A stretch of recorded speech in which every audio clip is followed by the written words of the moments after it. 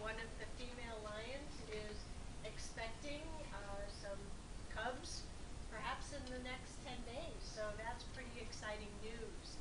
The lions, as you might recall, are new to the zoo, or back at the zoo as of about 4 or 5 years ago. They've been gone for a number of years, but a new exhibit opened, Predators of the Serengeti, and we were hoping that someday we would have some new lions, and in fact that's happening. Another brochure that I brought for you are hard copies of Green Scene. These are generally available at libraries throughout the area, but all the information is also available electronically. But whenever I come to CPO meetings, I bring the latest edition. This one is marked the summer edition because summer for our seasons goes through the end of September. And the fall issue will be available starting October 1st. Now what's fun about this issue is that it highlights 2 of your regional parks. Blue Lake Regional Park, which is just off of I-84 in the Fairview area, as well as Oxbow Regional Park, which is just outside of Troutdale. They turned 50 years old. So they're really unique and really cool places. Blue Lake has a lot of amenities for families and groups. Blue Lake itself for people to go fishing or out on paddle boats. Swimming is there. But just within the last year, we've opened a national caliber disc golf course. And we have a local resident here in Washington County, Luis Nava's daughter, is a national junior champion. And they just had their first national caliber tournament just a couple of weekends ago that brought in additional visitors to our region, which means they brought their travel dollars here, which helps hire more people and raises the tax revenue here in our state that helps provide more education and other services that are valuable for us. So as listed in the CPO newsletter, just a few brief updates for you. Like all public agencies, we finished our fiscal year budget at the end of June, and it's been our 4th year of budget cuts with tight public resources. And that's not of particular interest to highlight to you, but rather what I wanted to let you know is with our budget hard decisions we've had to make, we needed to cut back, particularly in our planning and transportation department. And many folks within our local CPOs utilize Metro staff for a lot of Q&A, especially when there are large community planning efforts, such as with South Hillsboro or now happening with South Beaverton. And with these cutbacks, what it means is we might not be quite as timely in our response as you've been used to in the past. Metro staff will still get back to you, but it might take them an extra day or so. That's all. So I just wanted to let you know we're still committed to that customer service, and we'll try as best as we can. But I wanted to give you some explanation about why there might be a little bit of a delay there. Back in May, voters throughout the region supported the Natural Areas Levy on the ballot. The work program has now been approved for that. So improvements have been made at different parks throughout the region, and restoration efforts are underway as you approved through that ballot item. Then we also have committed through that levy program that there will be an annual report as well. And speaking of annual reports, both of the 2 bond measure programs that you approved at Metro, the Natural Areas Bond Program and the Zoo Bond Program, those have citizen oversight committees that issue annual reports. And the Zoo Citizen Oversight Committee issued their report in the month of June. And you can find that on the zoo website, OregonZoo.org. Speaking of the Zoo Bond Measure, 2 new exhibits are underway. Elephant Lands, to expand the elephant exhibit to just over 6 acres, providing the elephants with choice. Do they want to be inside? Do they want to be outside?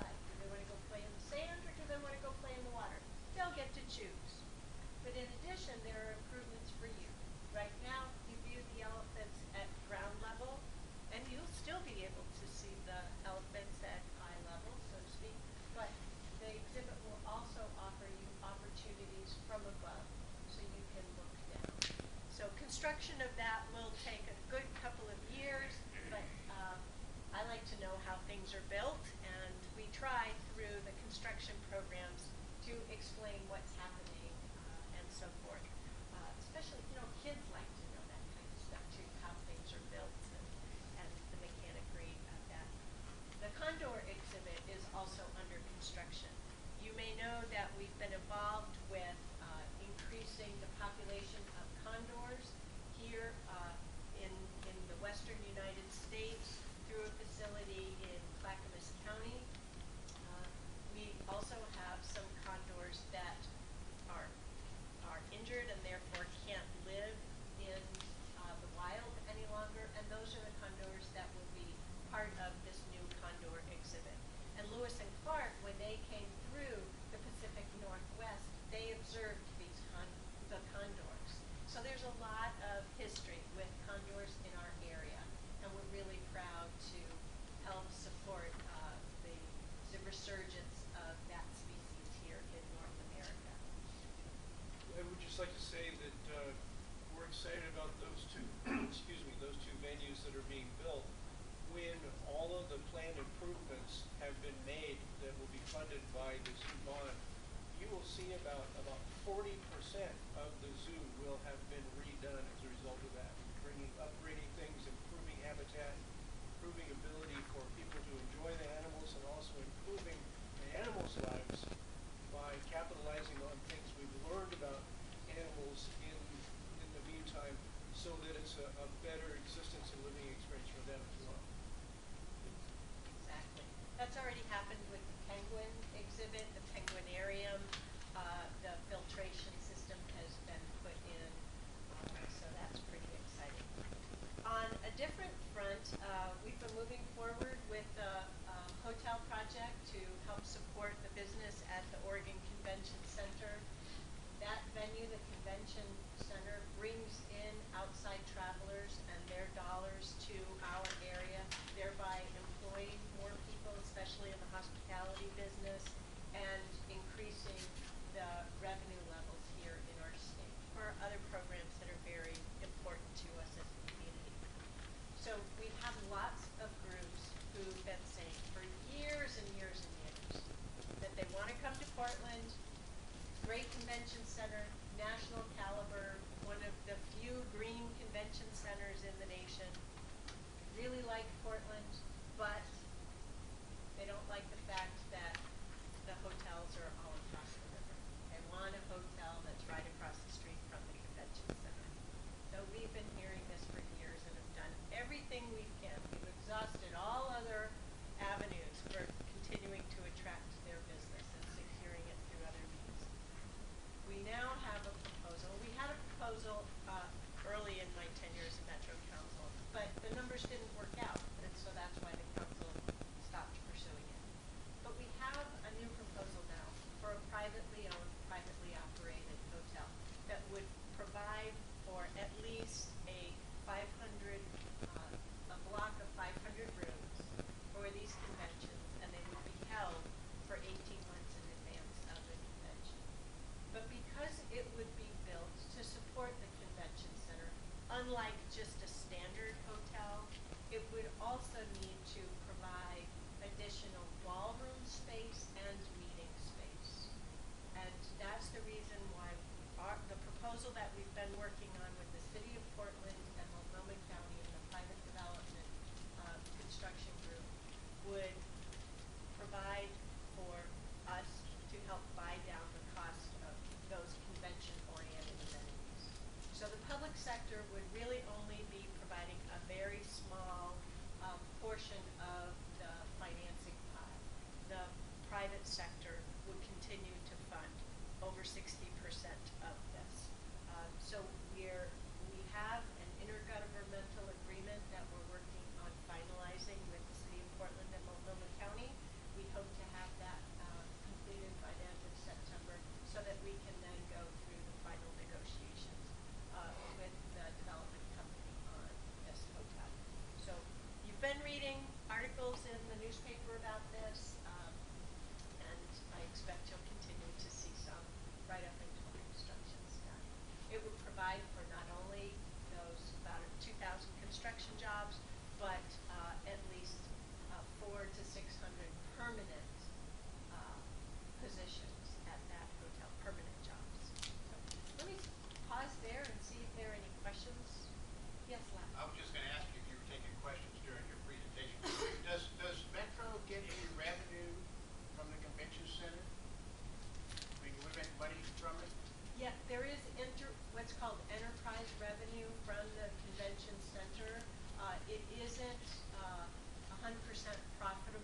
towards that end because of the capital improvements that need to be made for that facility.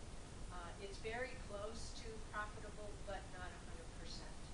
The Metro General Fund does provide some subsidy for the convention center. But while Metro doesn't make a profit on the convention center, activity at the convention center brings over $100 million of income into the region that goes directly to businesses throughout the Portland metro area, other hotels, restaurants, taxi cabs, everything.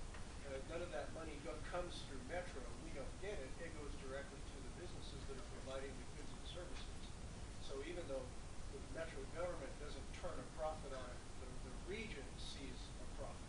As does the state too, with the income taxes that those employees pay, and of course the other hotels and other businesses like the restaurants that benefit from the visitor business provide property taxes as well.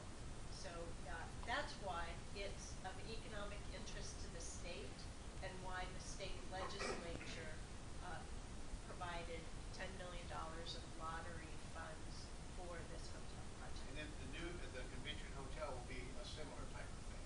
Maybe a similar revenue. It will give revenue to the different organizations that run it and to the local area. It will be privately owned and privately operated. And the business plan, Hyatt Corporation, Hyatt Hotels, will be the owner and operator, and they would only do so if it would make money for them as a hotel as well. Would they own the land? They will, as a result of, once the hotel is constructed, the developer who owns the land and is developing the hotel will then sell it per this agreement to. You're not keeping a lease? No, not at all. No. Right now, we don't own the land either. PDC is involved with that. One of the concerns that we've heard expressed is from the hotel industry, and their concerns that a large hotel like this would be competition to them, and is it fair to have a hotel that to some extent is being publicly subsidized. But one of the things that a lot of people don't realize is that even though the hotel, which will be a 600-room hotel, will hold blocks of 500-room blocks that would be available for conventions, when we bring in the 7 to 10 national conventions that we would be eligible for because we would now have the hotel space, many of those conventions need 1,000+ rooms. So the convention center hotel would be able to provide 500 to 600, but all the other hotels would see increased business as well. That hotel will also be near the Rose Garden, because when we had the NCAA playoffs here in town, the news said that it left I don't know how many millions of dollars in town. Yeah, and that's one reason why the Trailblazers organization has been very supportive of this project all along. And the majority of hotel owners and operators throughout downtown Portland, as well as through the region, are supportive of this as well. For example, hoteliers out near Mount Hood very much support this project because they know when there are conventions in town, they get additional business. That's your weekend revenue, your weekend activities. Yes. We're hearing the same thing from out here in Washington County in wine country, San Luis. Yeah. So this has a lot of value for everyone. So changing the topic entirely over to trails and active transportation. Just this spring, there was a new report on regional trail accomplishments. That's available at our website. You might be interested in that. That's a good snapshot of what's been happening throughout our region to build more trail facilities and plan new trail facilities. So I just wanted to mention that. The Westside Trail Master Planning effort, we went through a final round of open houses on the master plan in May. There were 2 different open houses that we supported up in the Tigard area as well as held up in the Bethany area. And those comments are being incorporated into the final master plan that would be presented and adopted by the Metro Council this fall. So I think somewhere around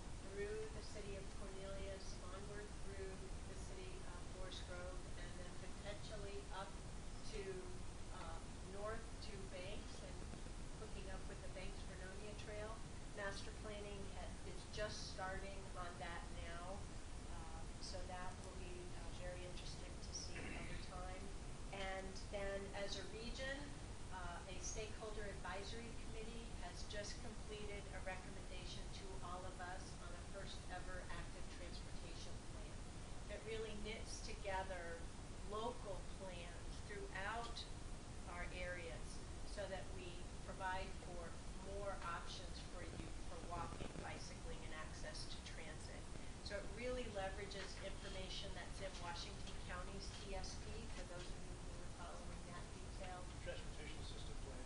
Right, yeah, that was mentioned earlier. And I don't recall if CPO6 had Shelley Euler in, as other CPOs had Not on yet. the Washington County Bicycle and Pedestrian Design Guide. Other CPOs, at least in my district, took advantage of that. So, just a couple of other things to mention real quick. Regional transportation option grants were awarded in April. Several of them benefit businesses and employees here in Washington County. The Westside Transportation Alliance has programs going on here. Kaiser Permanente has received a grant to provide for electric assisted bicycles at different facilities they have here in Washington County. PCC also has received a grant, and there are a couple of others as well.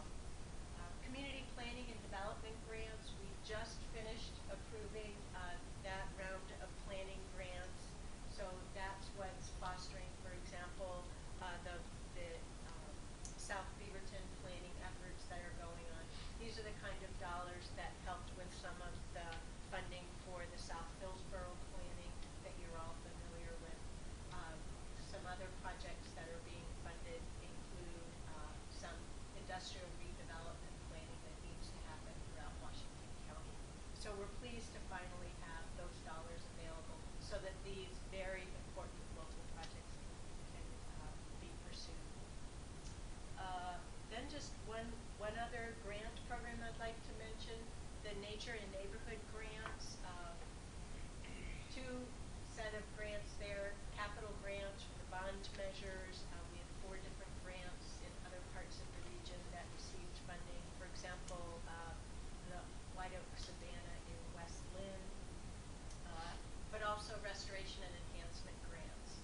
And I really want to make sure to mention this because as a result of the Natural Areas Levy passing, we'll be able to triple the amount of money available for future grant rounds for nature and neighborhood grants. And why I want to make sure you're aware of this program is that these are dollars that you can take advantage of, not only for public properties such as restoration efforts in parks, but also on private property. So for property owners that may have creeks, whether they're seasonal or permanent, running through their property, feeding into Butternut Creek and other creeks that are part of the Tualatin River watershed, you may be interested in this program because you can get resource help to pay for example, any excavation work that needs to happen to do some clearing, or to pay for the native species that are needed in the planting. So it's nature and neighborhoods, restoration and enhancement grants, and if you have any trouble finding information, I'll circulate my card around. Craig as well, you can contact either one of us and we will point you to those resources. And we do have Metro staff who want to engage with you to help you put together strong grants to take advantage of this program. And I would like to compliment Mike is here, Mike Dahlstrom from Washington County. Washington County and Clean Water Services, which is under the Washington County Board of Commissioners, are a really great partner in working on programs like this. So please do take advantage of them. So there's just one more topic to highlight. Craig was here earlier this spring and brought you up to speed on Southwest Corridor, and the steering committee has just hit a major milestone, and so he wants to make sure, or I want to make sure that he gives you that expert information on it. As we're looking at all the different transportation options through the Southwest Corridor, which is a corridor, imagine, about a mile wide with with Barber Boulevard going down the center of it,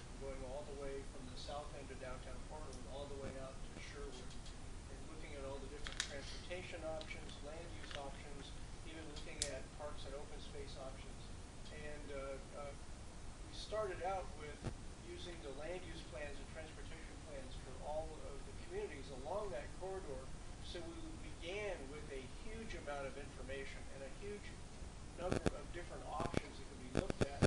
A large part of the program has been kind of whittling them down to a manageable amount that we could consider. In particular, looking at the options available for eventual high-capacity transit as we look for increases in transportation, increases in the number of trips through the corridor over the next 10, 20, 50 years.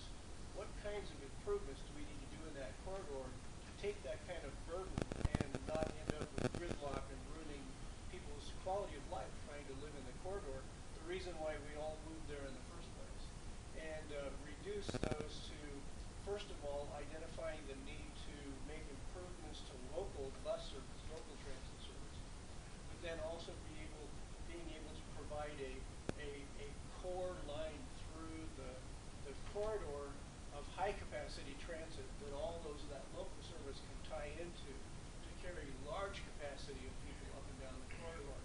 And decided that starting with about 12 different options, reduced that to about 5. Now we've dropped it down to 2 to explore.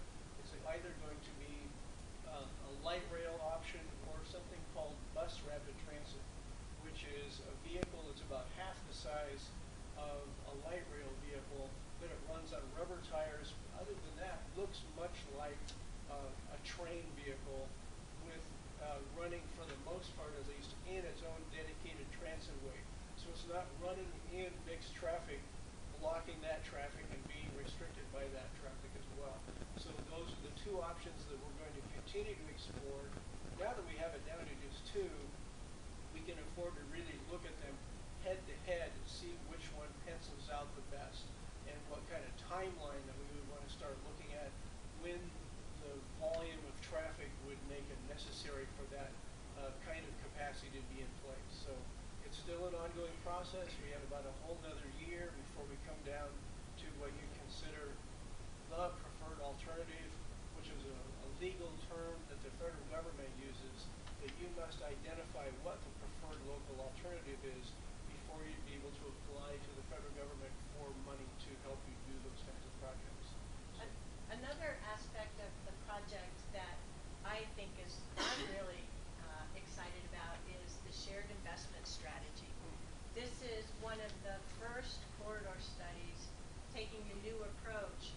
It's not just about transportation, but looking at the economic development and job opportunities and needs through this large area.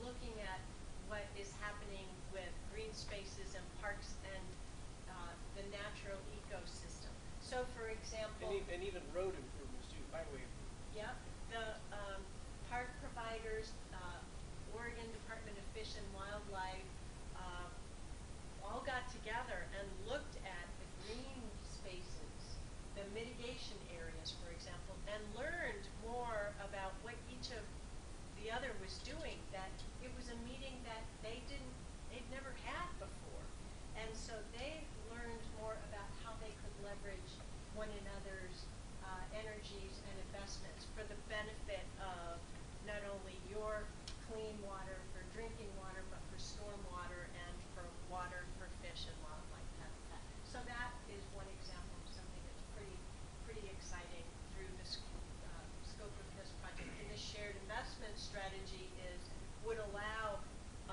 jurisdictions who are interested to say, well, if we invest, we want to do X and you want to do Y, and if we do it in the same sort of time frame, we can get some more efficiencies, or we can get a better result if we stage those things together. So I think that's another great outcome of a program like this. Where would that terminate? Sherwood? Currently, they're discussing whatever the high-capacity transit would be would probably terminate in Tualatin, and then it would include an enhanced, probably bus service from Sherwood up to that terminus point. The figures just don't pencil out for the capacity to make it worthwhile to put a high-capacity transit line all the way down to Sherwood. It's just that once you get past Tualatin, the ridership numbers drop off enough where the investment, it just doesn't justify the investment. I think that's a very good question. One of the things that I learned through this analysis, this corridor analysis, and what TriMet's been they found is there is enough demand for a second bus line from Sherwood to points elsewhere in Washington County. So that's another outcome. No, we don't have to wait for the bus rapid transit and light rail investments, but rather there is demand there for some increased bus service now. And that's another good local outcome too. Any other questions? This gentleman here's had his hand up for a while. Oh, great. He's got a couple of questions. A couple questions. One, you talk about all these grants and so forth. Is this federal, state, county? Where's this money coming from? I'm sorry. So, different dollars come from different resources. For example, the regional travel options dollars, those dollars come through monies through the federal government, as well as through the state for programs that refer to congestion mitigation and air quality improvements. So that federal government wants to see that there is support for transportation means other than just driving. So they want to see that there are better sidewalks that get you to the places you might want to go. Better sidewalks from transit to where people live or work. Better bicycling facilities, things like that.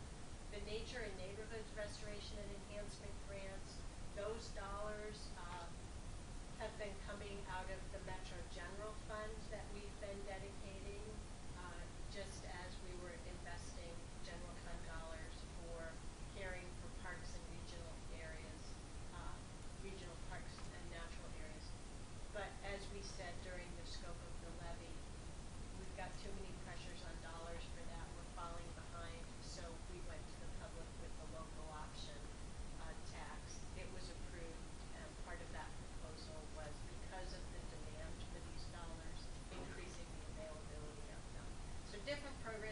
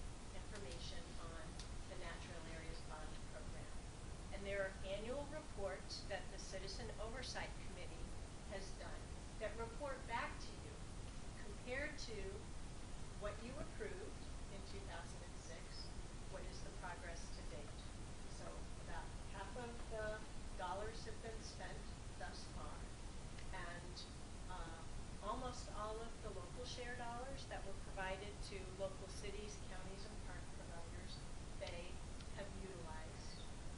And then with the third aspect of the bond measure, the capital grants program, over half of those dollars have been taken care of as well. All this information you can find on the Metro website, but if you have any difficulty in finding it, once again, don't hesitate to contact me or Councilor Harrington. Yes, sir, and then we'll make sure to get Who owns the property now that's being purchased? the public. Metro money. Okay, but no, who owned it before you bought it? Oh, a whole variety. Generally, private property owners. It's a willing seller program, so we only buy property that the owners are willing to sell. Some of the opportunities are pretty interesting and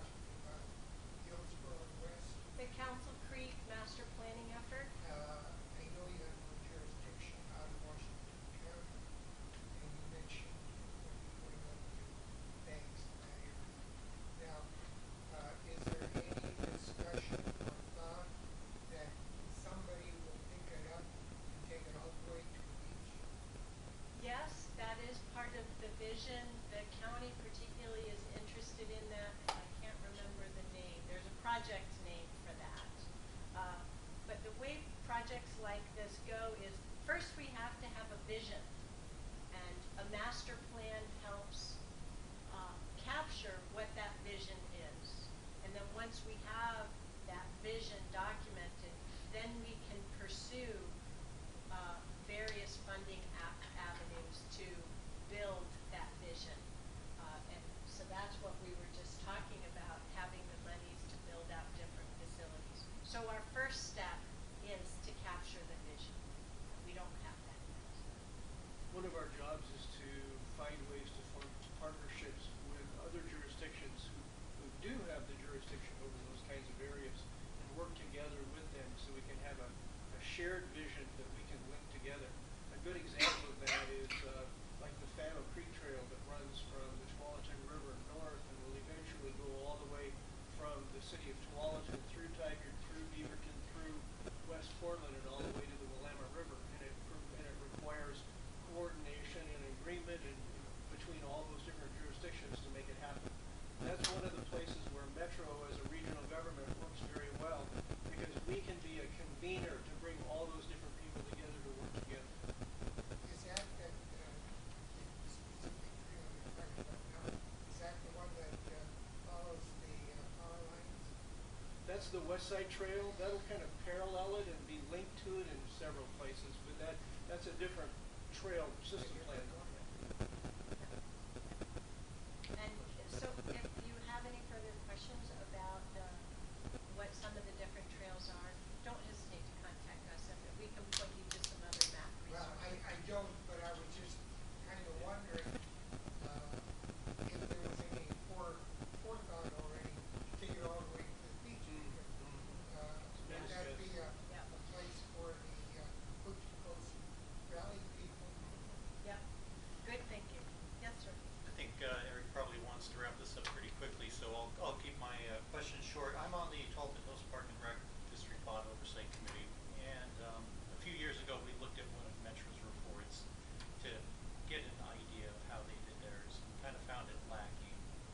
And you're probably familiar with what our reports look like. So I would just encourage Metro, and we haven't looked at them in the last couple of years, so they may have gotten better. Well, they're developed entirely by the Citizen Oversight Committee, so it's not developed by Metro I staff or understand the that. Yeah, company. I understand that. I would encourage Metro from the top down to encourage their citizens to maybe perhaps expand their reports. They could take a look at ours. Perhaps you could get our chairman to volunteer to help out with that. But I think that it would be good from Metro's perspective to get more information out in a way that the public can really look at and see that there's a lot of good being done by the levies, because I know that there's a lot of opposition to the levies, and if you can show some concrete statistics and things like that, it would benefit both you and it would placate some of the opponents. So. We'll be sure to pass that on. Thank you. Well, and it's a good point too, because the one thing we've learned, particularly in this area, is that the better we inform people, the less opposition there is. The more they know about it, the better they like it. We did, the committee and the Metro auditor did ask us to ensure that we were more actively reporting back to the public. So you might remember summer of 2000 and, not, this was 13, so summer of 2012, there was a big program through farmers markets and other community events through the spring and summer called It's Our Nature. So there were booths for people to get information, ask questions. There were videos available on our website and so forth. So we're trying different techniques, but it worked. It's work that's never done, and I appreciate the suggestion, and we'll be sure to pass it on.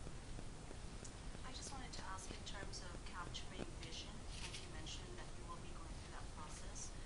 What sort of, intentional, are there requirements in the grant that really intentionally reach out to communities, especially underserved communities that are usually most affected by these changes? So Carl and I work for Center for Intercultural Organizing, and we do a lot of work with immigrants and refugees and people of color. Yep, yep. So we have a new program in place to develop a Metro agency-specific equity strategy, and we have a whole equity strategy advisory committee. We had over 35 people apply for that committee. So Jose Rivera, for example,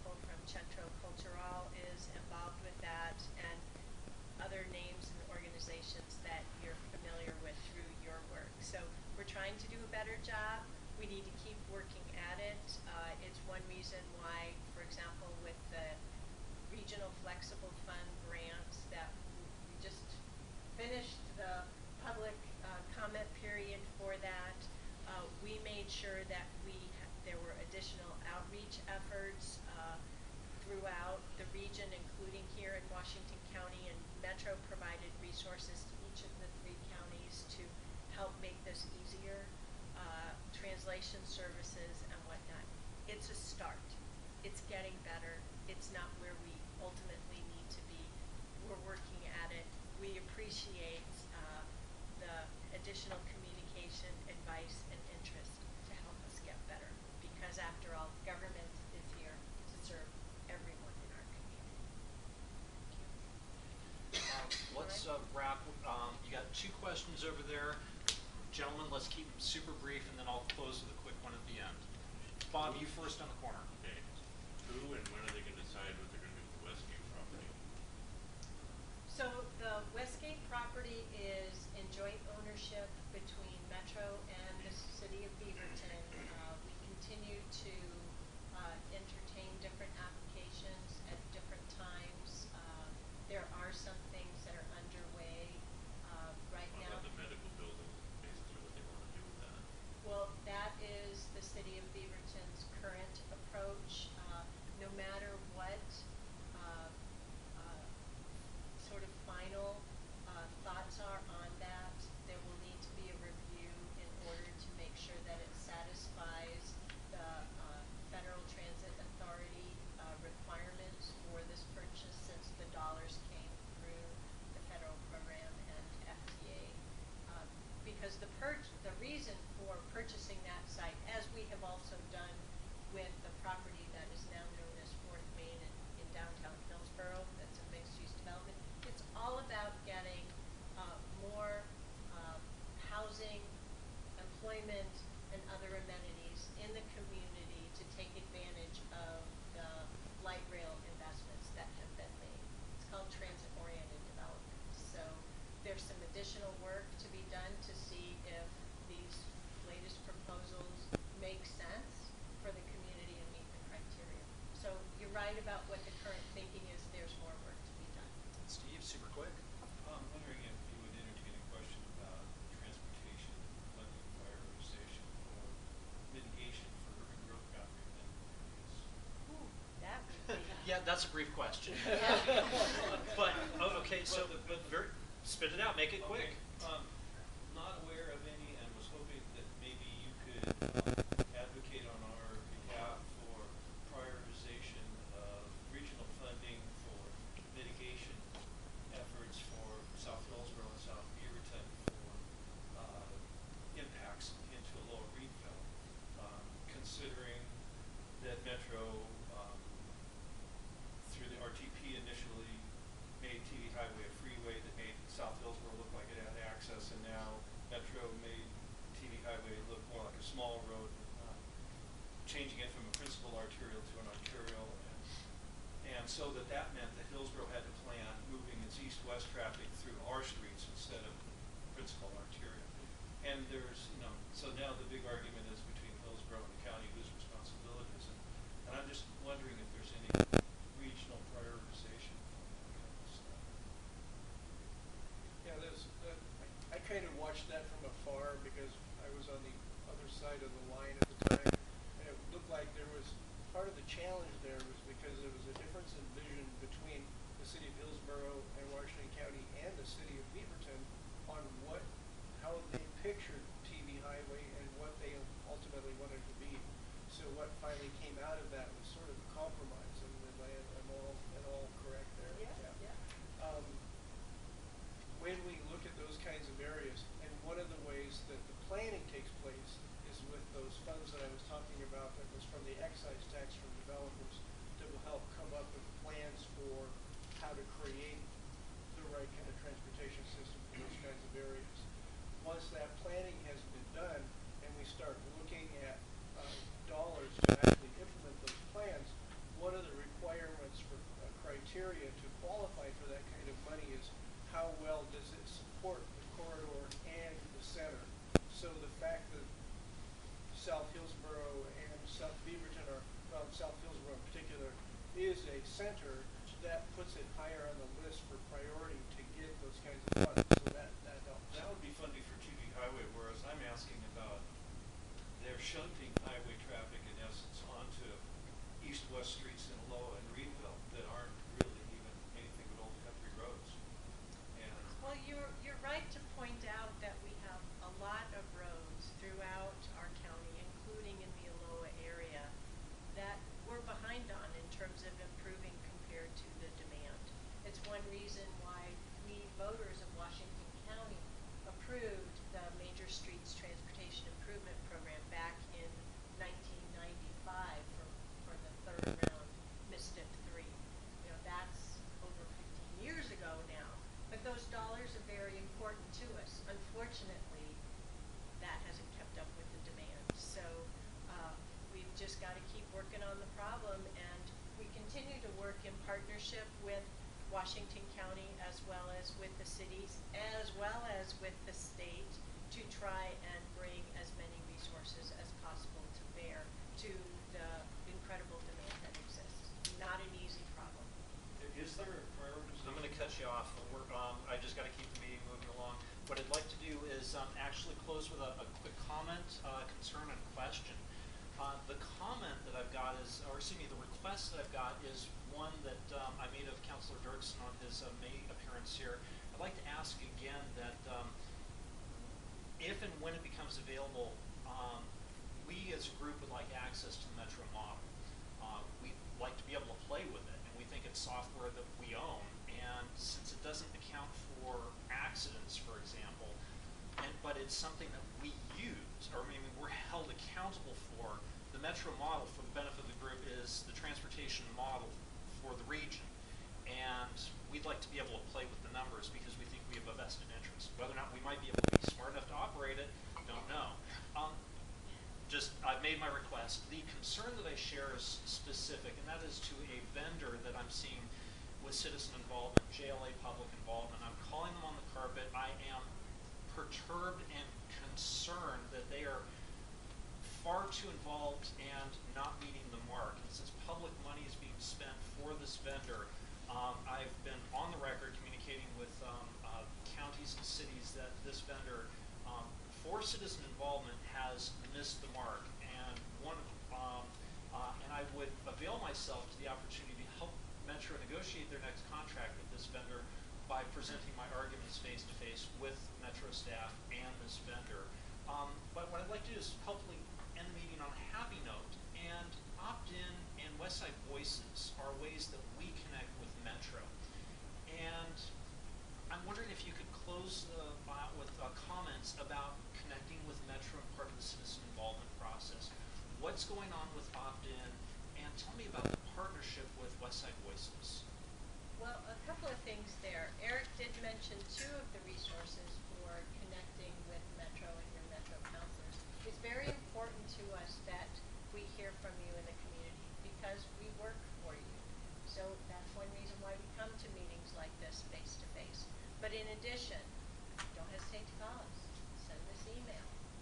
Also, we have newsletters and news feeds. It's one reason why we have our business cards tonight, to make it easy for you. All you have to do is send us an email that says sign me up, and we'll get that done for you. You can also go to the Metro website, oregonmetro.gov/connect, and you'll see the list of different news feeds and newsletters you can sign up for. So not just our council information, but also Green Seed, for example, you can sign up for electronically. So there are many different ways to connect. Opt-in and Westside Voices is built on opt-in. There are these surveys. We'd love for you to participate. I know Washington County is using Westside Voices very well. We've made all of these survey results publicly available. We as Metro counselors get that very same information. We don't get special information that you don't see. So all of the surveys are available right there for you at optinpanel.org. You've got complete access to it. So please take advantage of that. But once again, don't hesitate to call us. We're real people. Don't hesitate to email us. Don't hesitate to show up at our meetings. Send us letters. People do. Yes. So why not you? Why not you? Kathryn, what CPO do you want? Pardon me? What CPO district do you want? Well, I have 5 CPOs in my district. I live in CPO 7, which is where I've lived for 23 years now. First in Bethany and now for the last 5 years in Beaverton. Can you, Eric, can they update their districts? Because we now have 2 Metro councilors in CPO6. Yes, and I brought a map for those of you who aren't familiar with the census information. The district lines had to be adjusted in order for us to comply with federal law. So the District 4 line is essentially from the county line to the east, Oklahoma County, Washington County line, Beaverton Hillsdale Highway, and then to TV Highway until we get to the westerly edge. You tell I'm directionally challenged, west, east. The western edge of South Hillsboro, and then my district dips down for the rest of Hillsboro, Pretty Irish, and Forest Grove. So anything south of that in Washington County, District 3. Where correct. we are now is actually like. But we are elected by the voters in districts to make regional decisions. So we're not making decisions just for our districts. Okay? But we do have to make sure that we have a system so that district voters can hold us accountable. And you do that with your vote. The district lines get changed to maintain parity, population parity. This last election, my district lost a big chunk of Clackamas County that went to Carletta Collette's district because the population of Washington County had grown so much that to have the same size of population, I now have a smaller geographic space than I had. Me too. I think that's a good time to ask for some applause.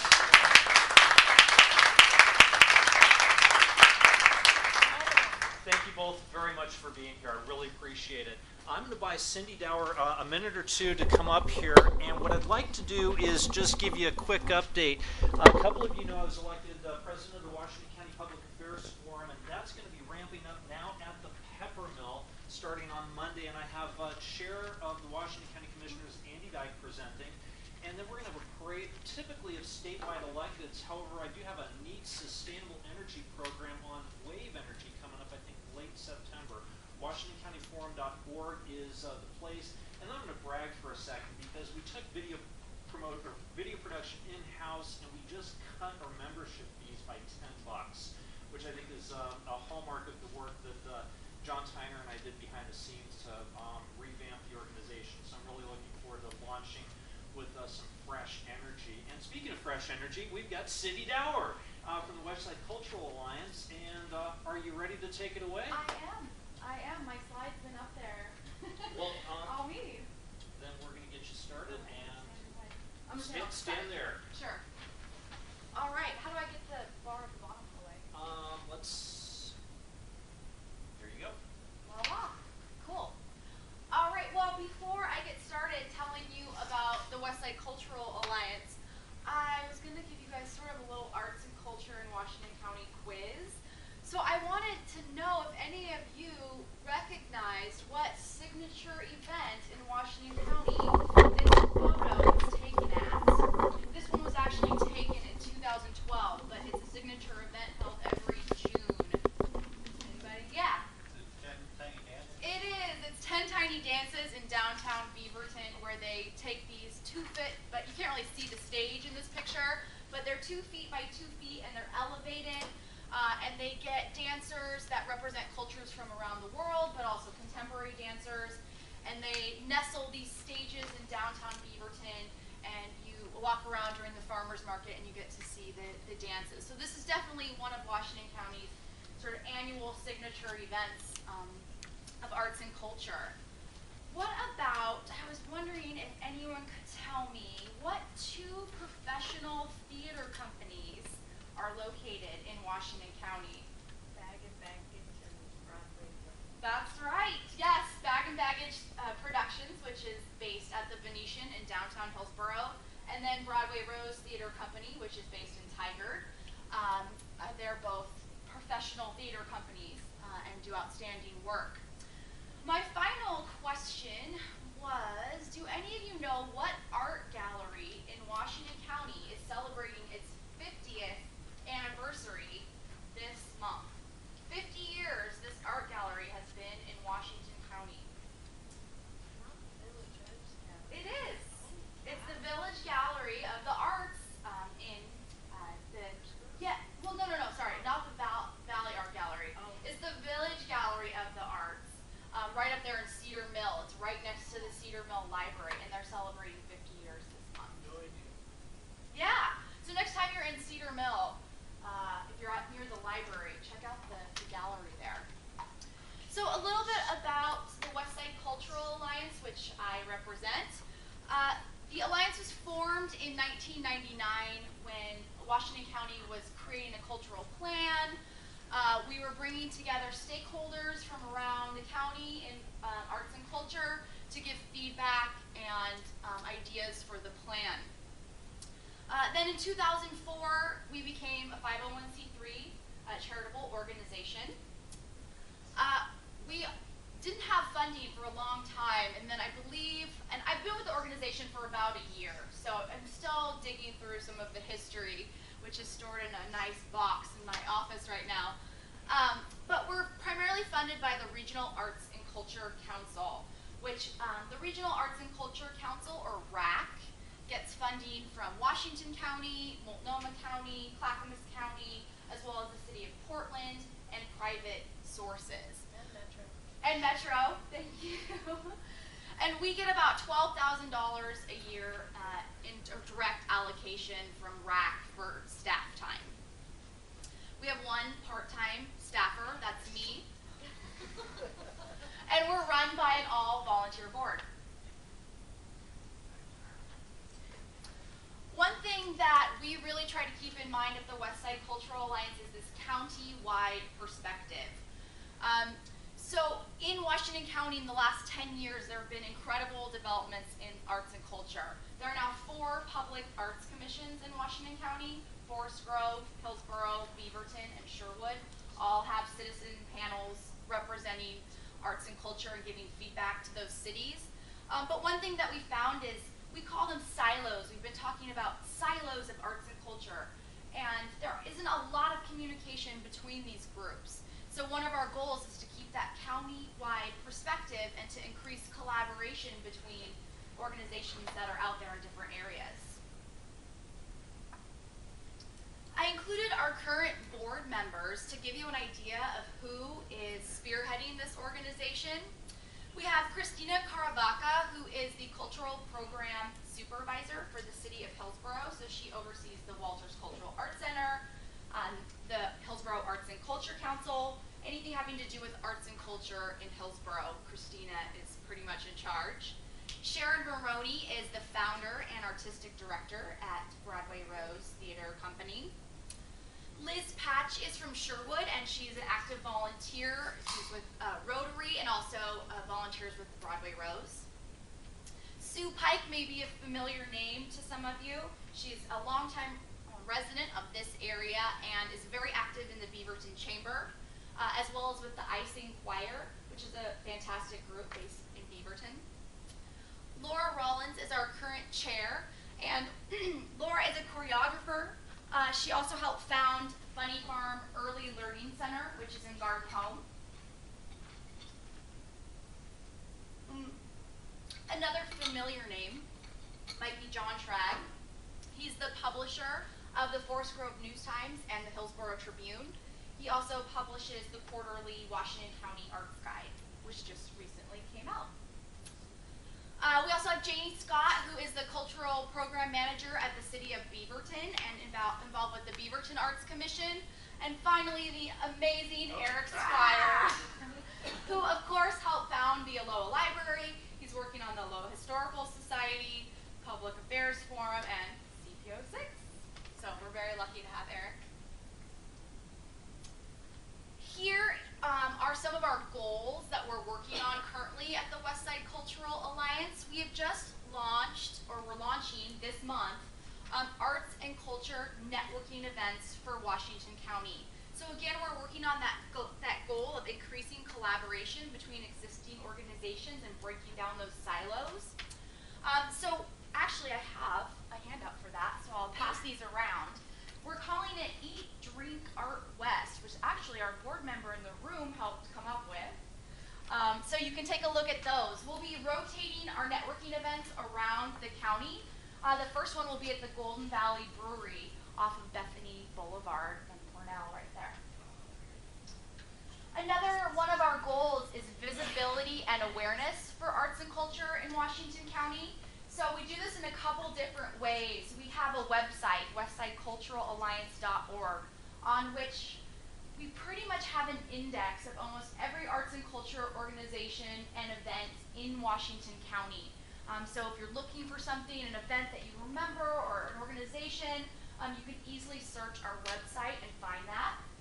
We're also on social media and now helping to spread the word about exciting events.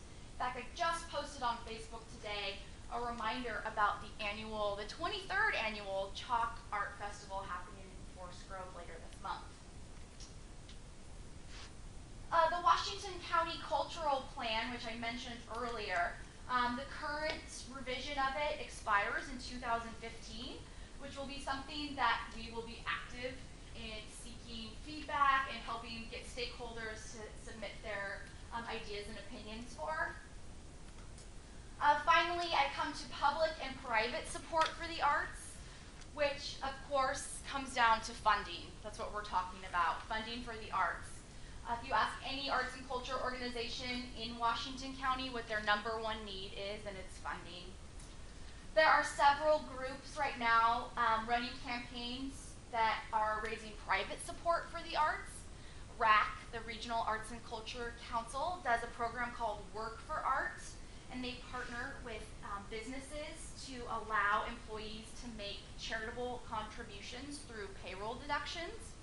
So you get to decide how much you want to donate, to what group you want to donate, and the frequency of those donations. There are several companies in Washington County that do work for art: Intel, Pacific University, City of Beaverton, Burgerville, and Washington County. Another kind of interesting campaign raising private support for the arts, which I thought would interest you guys.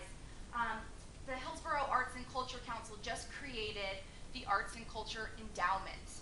So it's a legacy giving campaign, and so they're creating this fund that will support programming and organizations that service Hillsboro for years to come. When we're talking about public support for the arts, we usually make two arguments in favor of why we should have public support or public funding for the arts. The first one is livability. So when we're talking about creating livable communities, one of the factors in a livable community is access to the arts. So access to the arts. The other one is economic vitality, or, thank you. Try again. There we go. Or economic prosperity. So they did this study, Americans for the Arts, in 2012, and I thought I would just share some of the findings with you because it's pretty interesting to see the tie between economic prosperity and the arts. You can see it was called Arts and Economic Prosperity 4, and they're looking at the economic impact of nonprofit arts and culture organizations and their audiences. So this is where it's going to show us how arts and culture can affect Washington County. So this was a national study that they did. They looked at 182 communities and regions, including several multi-city and multi-county regions. They looked at the greater Portland area. And they represented all 50 states in their study.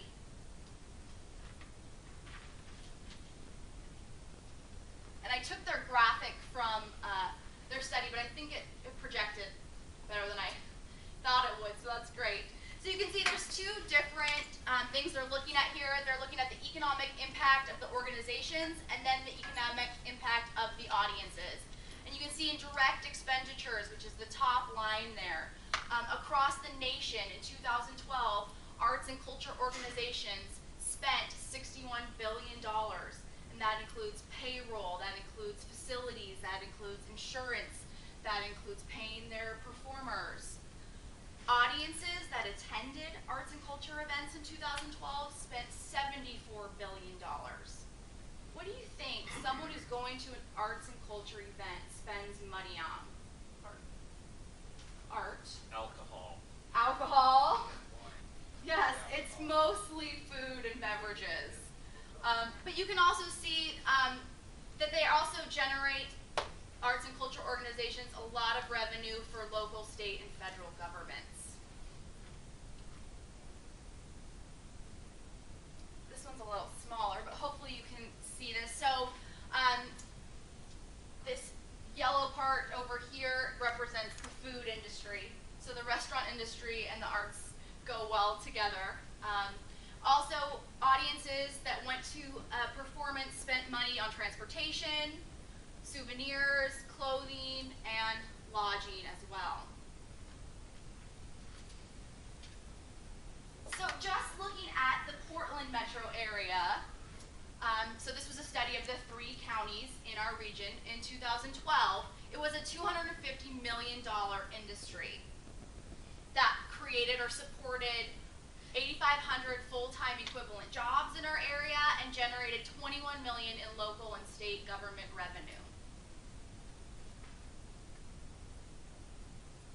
You can also see, this is similar to the chart we looked at earlier,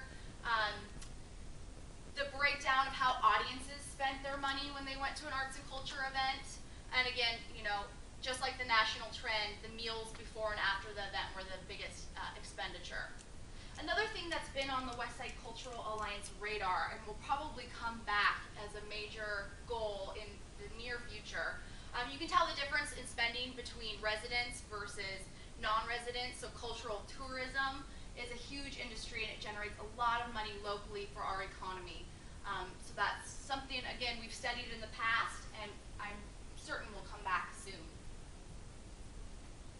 So here was the conclusion from all that studying and data that they gathered.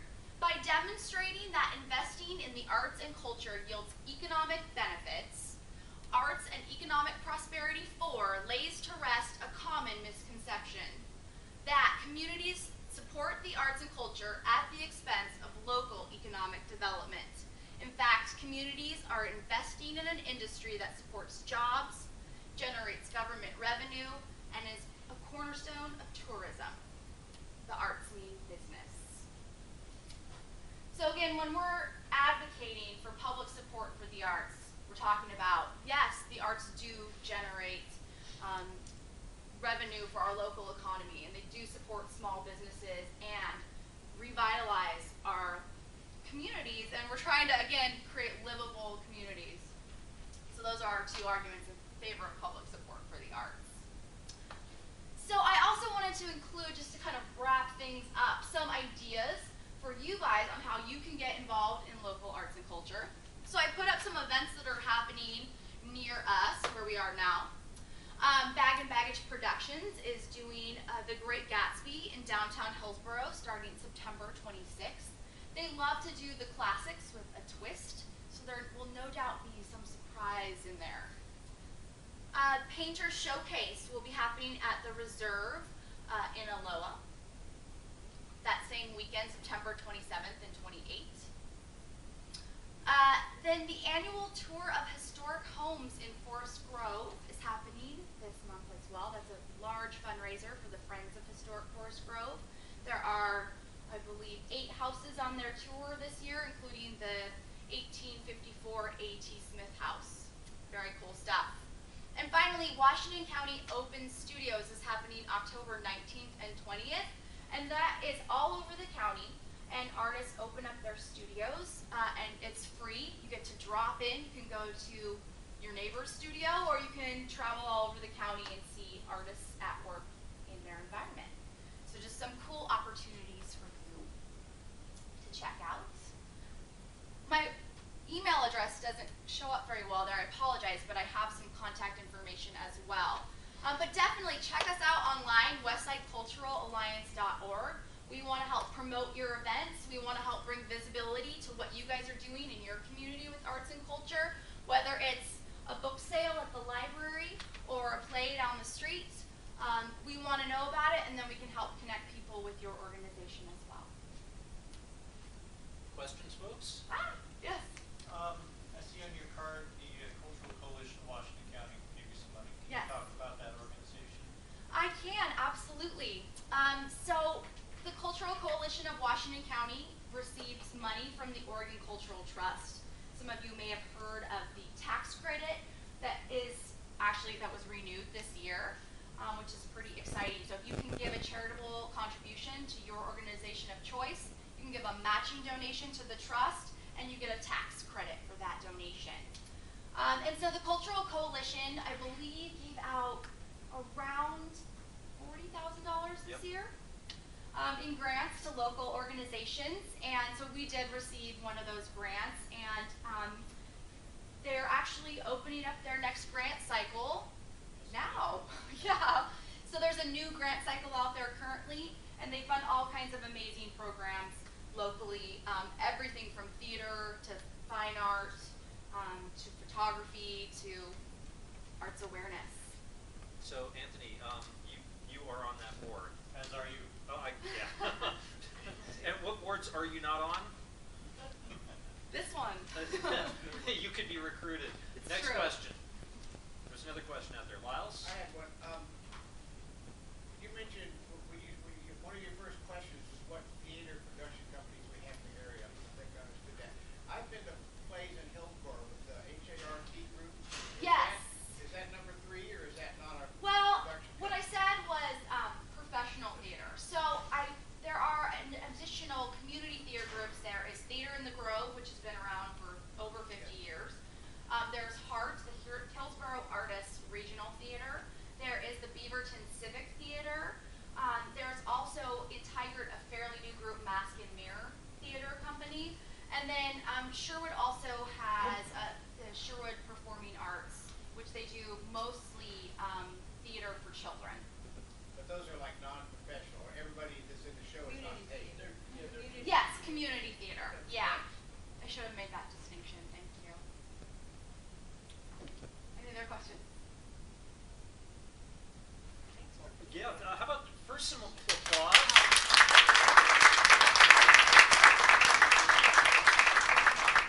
I really want to commend Cindy because I've had the chance to work with her, and at the last Westside Westside Cultural Alliance meeting, they voted me on the board, and I had to attend a couple. And Cindy is also kind of famous for producing a magazine. And I'm wondering if you would, I know that's kind of old news, but one of the things that Cindy did was produce the Washington County Review, and that was really remarkable because she just organically produced that, and you're just doing an amazing job with WCA. I think that's just awesome, and so thank you for being here. Yes, I appreciate your time. Thank you so much. Beautiful. Well, as you and everybody else should be aware, there's still snacks back there. I tried to pawn off the last of the cookies in the last round, but what I want to do is segue over to Steve Larrance, who's got some time to discuss the, you can go till 5 up, and then Liles Garcia's got land use applications, and I want to end promptly and fulfill the promise of ending on time at 9. So does that give you enough time? Then before Steve gets to speak, I want to remind all of you that Steve has served in many capacities with CPO6, not only as chair, but really had some success with building just some amazing stuff in the past as chair with our access management plan of TV Highway, which is legendary. But Steve has most recently served us in the capacity as an advisor and an advocate for keeping South Hillsboro focused in making sure ALOA's needs are met. With that being said, do you want to tell us about the Planning Commission meeting and or anything else you got to say about South Hillsboro and our traffic issues? Take it away, Steve. Thank you. Since our last meeting, there have been 2 Planning Commission meetings, or actually hearings, public hearings, probably the only public hearings Hillsboro's going to have on the transportation plan. I received the staff report for South Hillsboro about 36 hours or so before the hearing, and a lot of material, some of which was stuff we've been dealing with for a while and some wasn't. So what we've been trying to do, as Eric mentioned over the years, this has been going on for 15 years, the South Hillsboro process, and is to get Hillsboro to realize that there are going to be impacts to the adjacent community.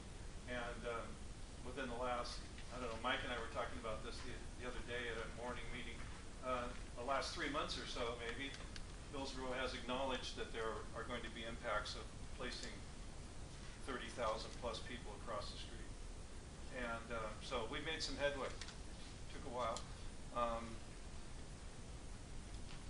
Actually, even at the very last hearing, there was new staff revelations about the impacts. And one, like I was asking the Metro councilors whether or not we could ask them to be our advocates, because being in an unincorporated area like this, we don't have the advocacy group that the city has to reach out for funding and to exert force on other entities.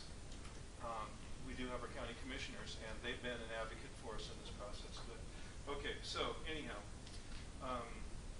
I didn't have time to talk to you about my testimony presentation, but it pretty much has moved along the lines that we've discussed in the past: the impacts, who's going to pay for the impacts, and what it does to our livability to change our local roads that we can back out of our driveways in now, changing them into arterial streets that have, in essence, 600-foot spacing requirements for intersections and no driveways.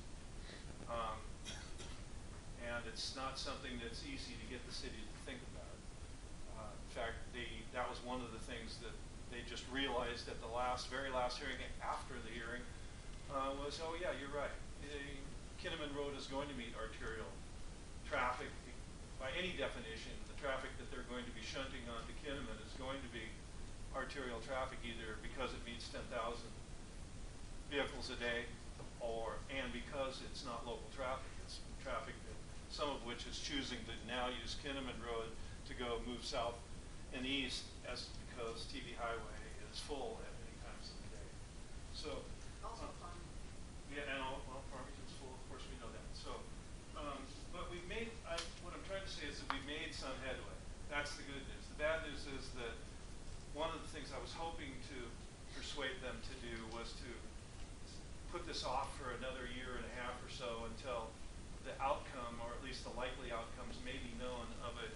You've probably read about it in the newspaper. The state is apparently going to give $1.5 million for a Westside solutions. In other words, looking at moving traffic along the western edge of the urban growth boundary.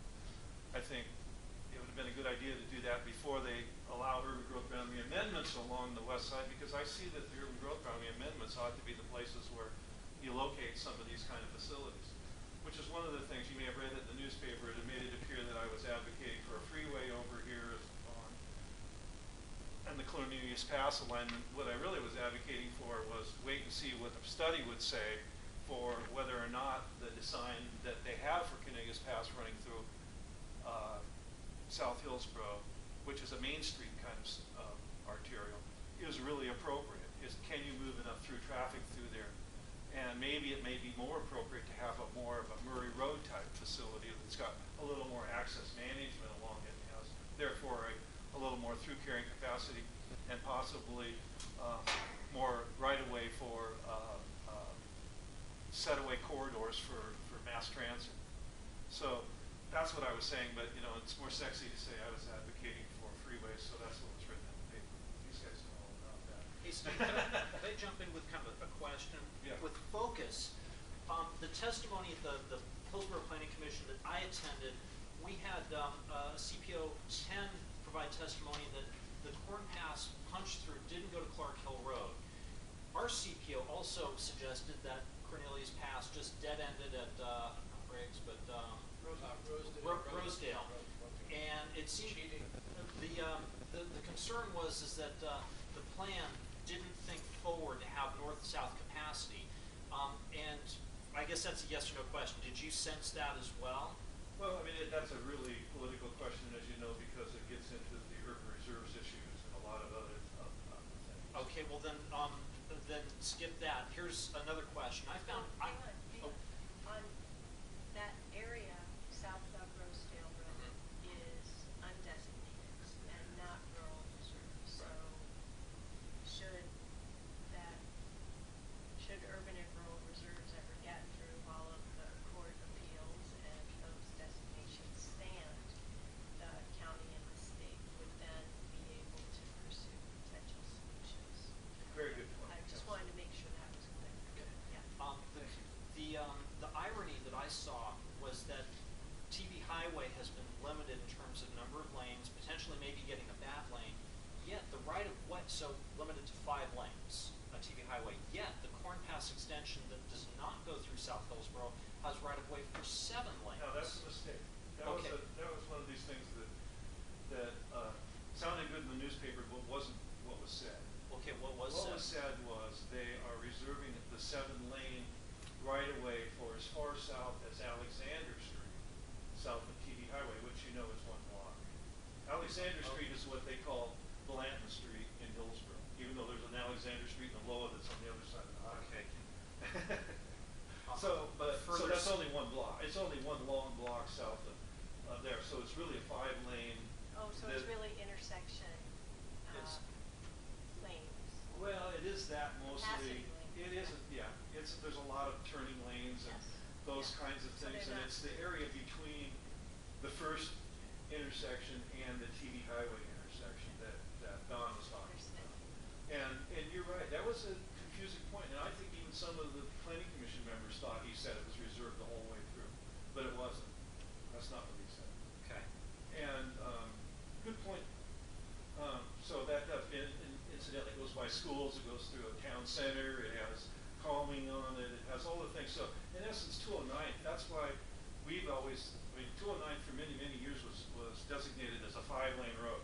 And it wasn't until fairly recently that the county changed it over to a 3-lane road. And now it's been going to be redesignated as a 5-lane road because it's pretty obvious that that's where the through traffic will be for at least for the foreseeable future. I mean, let's face it, it's going to take a lot of dump trucks to build what's happening over there, and Cornelius Pass only, even at its best, only will extend as far south as Rosedale for the foreseeable future, let's just say. So, any rate, that's one more thing we want, though, is that, not that I like having big roads, but it pays to have larger carrying arterials because that just, as we all know, that means that they stay off of the smaller streets. And all of us know that it's not unusual to see all of the north-south streets around here lined up for a quarter mile to a half a mile for people trying to get across TV Highway every morning, and then the reverse is true in the afternoon. So, you need some larger through streets to carry that. I remember the old saying when they did away with the bypass: "Build it and they will come." Well, they didn't build it and they came anyway. So we know that. Anyhow, I've got some copies of my testimony here. Let me just quickly go over this and try to move along. Okay, so all right. So the mitigation package, the Planning Commission did pass it unanimously. The South Hillsboro Transportation Plan that does include a mitigation package, not funded, but a mitigation package. Now, Hillsboro's saying, not firmly committing, and how long can they commit into the future anyhow, but they're saying they will make some improvements at intersections, like 198th, where there's an offset intersection at Blanton, another offset intersection at 185th Kinnaman, where there's an offset intersection at 198th is critical because, as I've said, that's the road they're making into a major arterial through, not major arterial, but arterial through. And so they've committed to some funding theoretically on the intersections, but nothing to the roadways between the intersections. They've committed the county to that, but the county hasn't committed to that, which is why I was asking whether, hoping that maybe we could get some regional prioritization for those kind of rebuilding. Because all of these roads around here are just gravel with oil mixed in with it. They've really only had maybe one ever a little slab of asphalt over the top of it. So they need to be rebuilt totally. Yeah, but they have ditches. Well, they got ditches, and no sidewalks, and lots of stuff. Anyhow, So Washington County's been pretty clear that they haven't agreed on this. So really, the negotiations over the funding are the key thing, and they're about to really get started. Some of the stuff I pointed out in my testimony was that there was never any alternate sites analyzed in this, and the reason I point that out is because it's tough to go back and say, well, Hillsboro, you're responsible for X because you made this decision that had these kind of costs associated. If we were able to compare that to another location that they didn't decide to do, but had an estimate of costs associated, we'd be able to more pinpoint exactly how much of it is their decision cost to do here. And which is something I've been pointing out for 15 years. It's a pretty expensive place to mitigate. Whereas if they would have continued the urbanization along 26, where ODOT has a commitment to do, like the residential area of Tannisburg, they would have had the residential across the street from the jobs with very little mitigation. So, I mean, those are the two extremes. But really, I pointed out that this east-west traffic on the local streets, there was a total reliance on the county for funding of the rebuilding of the roads. There's really a continued effort by the city to underestimate site traffic, and particularly underestimate the livability impacts of an offset. And then,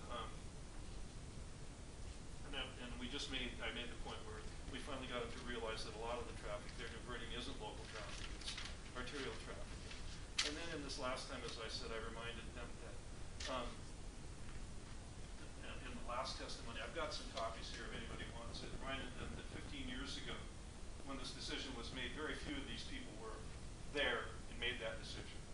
This decision was made long before it was ever made public. And they didn't even know have a transportation engineer at the city, and didn't for another 6 years. And so they didn't have any information to base it on in terms of traffic. And maybe it was time to call halt to it until they could figure a way out to pay for this thing, because it's not their decision. I mean, they shouldn't feel like they're married to the decision. It's not putting it off forever. It's just saying that it's maybe not the opportune time. And I reminded them that 20-some years ago, when I was an elected official, I backed this particular piece of property coming into the Urban Growth District, the Latin Reed Farm, the 450 acres of it. And the reason I did that was because it was being proposed as industrial land. And at the time, the Westside Freeway ran right through the middle of it, so it was completely serviced. And my neighbors were kind of mad at me for doing it. I was the only public official in the whole region that publicly did that. And I explained to them, look, you wait 25 years and all we're going to get is a bunch of apartments and no roads. Maybe that's probably what's come to pass. And so, it's all about timing. And I understand that the city of Hillsboro likes to say yes to things, but sometimes you do have to say no. Let's get things in perspective. And so that was kind of the thrust of my testimony the last time. That it didn't do any good, and now it's going to go to the city council, where they're not really going to. My understanding is, and I've got this from staff, they're not going to hold a hearing. They're going to discuss it among themselves, and go ahead with it or not. And I just have never known that you could have a plan amendment without having a public hearing, but I guess they've got a legal way around it. So they had a public hearing in the Planning Commission, so I guess we got our shot. Steve, I got to wrap this up, but I want to just jump in with this kind of statement question. Do you agree with this? Don Odermont at an open house at Century High School made this comment at the public meeting. He said things are going to get a lot better when cities quit building stuff to 99% capacity standards and start planning for the future. I was taken aback by that, and do you think Don Odermont's really, I think he's steering this in the right process. Do you concur with that? Do you think he's got a clue? He's a blessing. The guy's a blessing. He's an honest, forthright traffic engineer who has really gone to bat for us to help the city understand. I mean, he works for the city, and he's gone to bat for us, helping the city understand the impacts that they're creating offsite. I think he's one of the guys that's actually listening, and I wish you could go on for another hour, but I got to cut you off, and I got to put Liles Garcia up here. So if anybody wants a copy of my testimony, they can see me afterwards. I really need some applause for Steve Larrance, because he's done an amazing job. I just want to add one more quick thing. Yes. Through the local rebuild planning process, a lot of these mitigation streets are built into our plan that will help bring them to fruition more. And that's on via Mike's efforts. Excellent. So you don't know if the Hillsboro City Council is going to have public testimony on this topic or not? I've been told that they're not by staff, and that I believe they're going to discuss it themselves on the 17th. Okay, you guys are probably going to be tired of hearing this, but our mailbox has been quiet. We've heard that time and time again, I know. We have 2 public notices on 176th Avenue, a little bit south of Johnson. There's going to be a two parcel partition. That's where they're going to divide a lot into 2 lots and probably build 2 houses on it in the future. And you're familiar with the Chevron station on 170th Avenue, the TV highway? They're remodeling. We got the application for that a while ago, and this is the public notice for it. So they're, when I go buy gas there, I talk to the people in there, they're really happy that they're going to get a new updated facility. And we have a neighborhood meeting coming up. It's at 18255 Southwest Kenneman Road. That's on Kenneman Road. 182 would be 3 blocks east of 185th in that vicinity. And it's going to be a 7-lot subdivision. Neighborhood meeting is on September 24th. And it's going to be at the site, which is at 18255 Kenneman Road. And that's going to be 6:30 in the evening. We have two new applications at 1790 Southwest 187th Avenue. That's 187th Avenue, a little bit south of Johnson. That's going to be a 3 parcel partition. That's where we're going to have a lot. It's going to be divided up into 3 lots. And we also have at near 182nd Johnson, it's going to be a 32-lot subdivision. And there's been some applications there before, so this is another application for it, and they're going to do some modifications to it. And with Planning Commission, we had Planning Commission yesterday afternoon, and what we talked about, we're working with North Bethany, different aspects of North Bethany, and we also had we had 3 ordinances is what we had. One was North Bethany, and another one was with we changed the home occupation community development code where you have a small business in your house. One modification we made for that was previously I think there was no alcohol allowed with home occupation permit, and that puts a lot of hardship on bed and breakfast, which is my understanding is allowable home occupation. So now you have a bed and breakfast, you can serve wine and beer along with your bed and breakfast business. And what we're going to be working on next, probably in a couple of weeks, we're going to be working with the new area that we recently acquired from Multnomah County. I don't know if you've been following that paper or not, but Multnomah County just gave us some of their area up in the northeastern part of the county, and so we're going to be looking at that. And I'm not too sure if it's an ordinance or if it's going to be a planning thing. I'm not too sure what it's going to be, but we're going to be working with it. Any questions?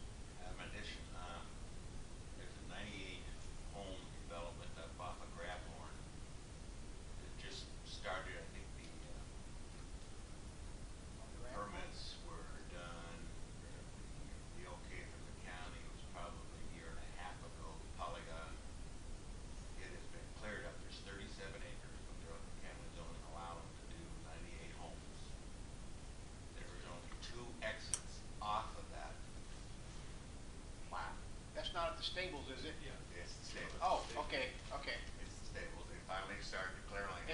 We've had the application Yeah. 5 years ago. Yeah. Oh yeah, it's finally got to go. I don't know if I have a copy of it anymore because I keep applications just for about maybe 2 years, maybe 3 at the most if it's a really big project, and I might have already recycled that. I might have it. I'm not sure.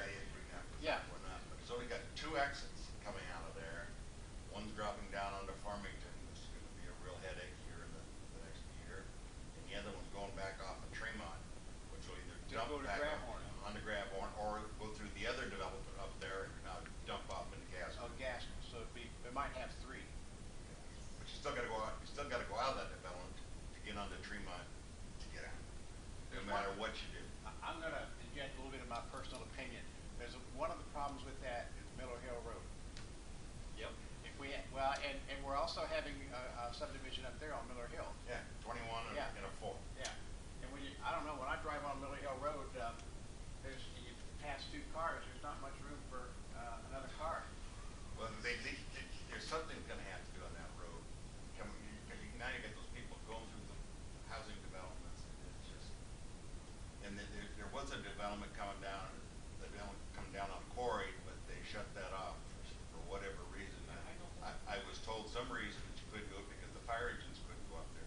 Well, what is the fire engine? You can't go up and then go up the other road. Oh, that's the 98 unit development you're talking about. It's up at the top of the hill. That's yeah. Well, and Miller Hill's bad too. I know, Yeah. but there's More fun to there's gotta come. be a road. We got Beaverton planning that's future up there right now, so. And you kept mentioning that Beaverton South is actually Cooper Mountain.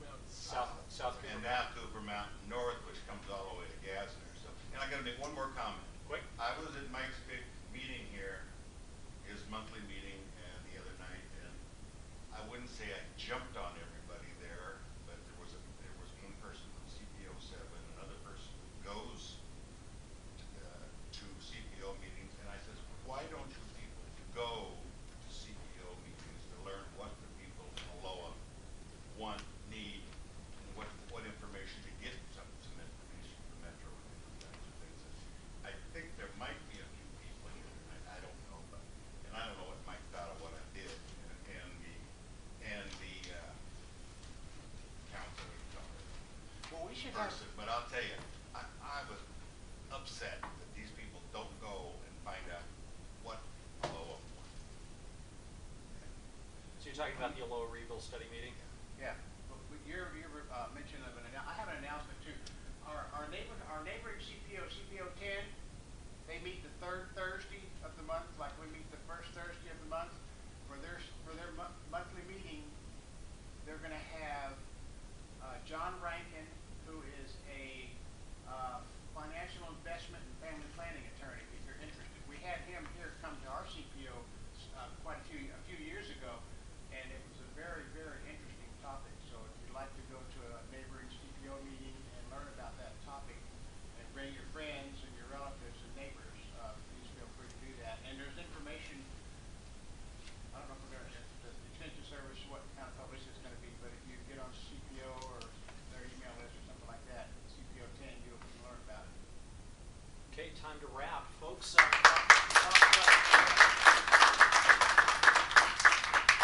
like to close the meeting with one last announcement, and that is October is our annual meeting where we elect officers. So we'll have nominations and elections. And with that being said, y'all have a good evening. See you in a month. Bye-bye.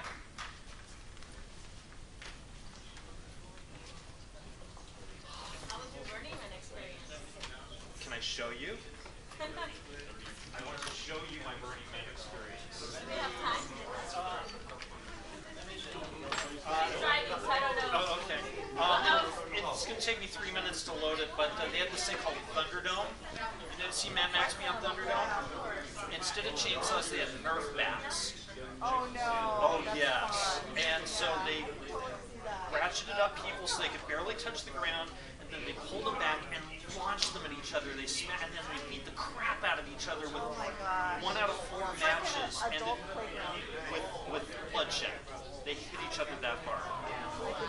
And it was so much fun. So they saw my broadcast quality video camera, so they invited me inside Thunderdome. So for 90 minutes, I was down on my knees with oh my God, that looks like it hurts. And I had so much fun, and then I was on my bicycle, and I was running around, and then I found this private little hot spring that I had all to myself.